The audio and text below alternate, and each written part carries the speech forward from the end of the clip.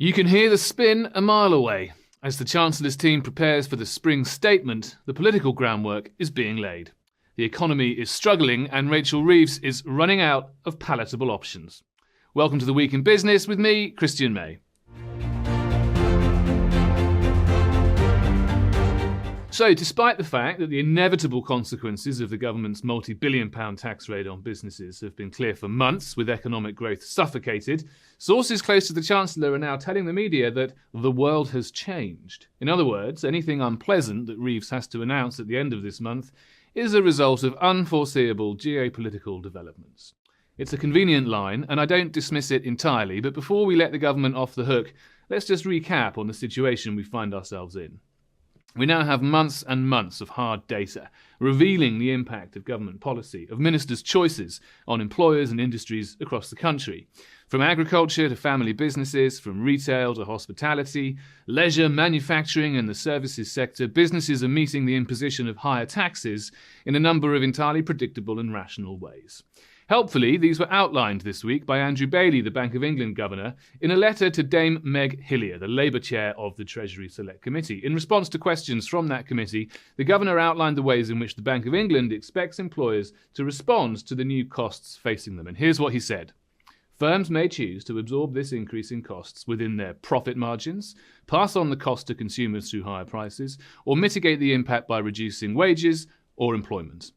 His conclusion is stark. By far the most plausible assumption, he says, supported by the survey evidence, is that firms will spread the adjustment along all four channels simultaneously.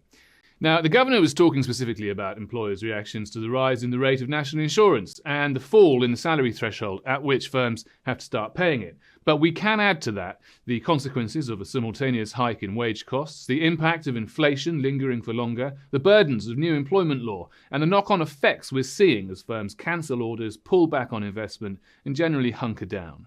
This week's delivery of data and survey results from the likes of the CBI, S&P and BDO reveal the impact of government policy. S&P's Purchasing Managers Index, released on Monday, showed staffing levels in the manufacturing sector falling in 5 out of the past 6 months as a result of weak demand, low client confidence and rising cost pressures, while their analysis of the services sector, released just yesterday, showed that services firms are cutting jobs at the sharpest rate since November 2020 as their fears grow.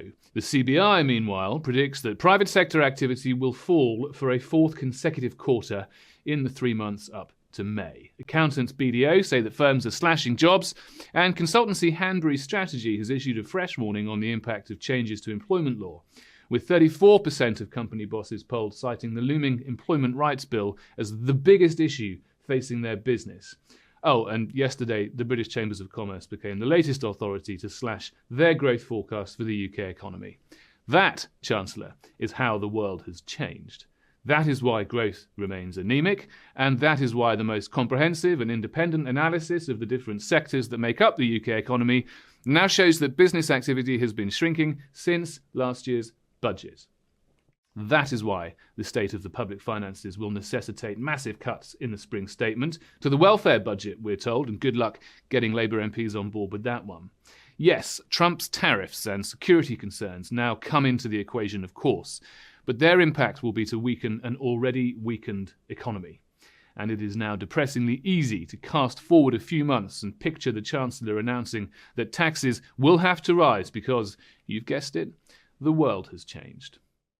But listen, I've decided that I can't just sit here week after week making you miserable.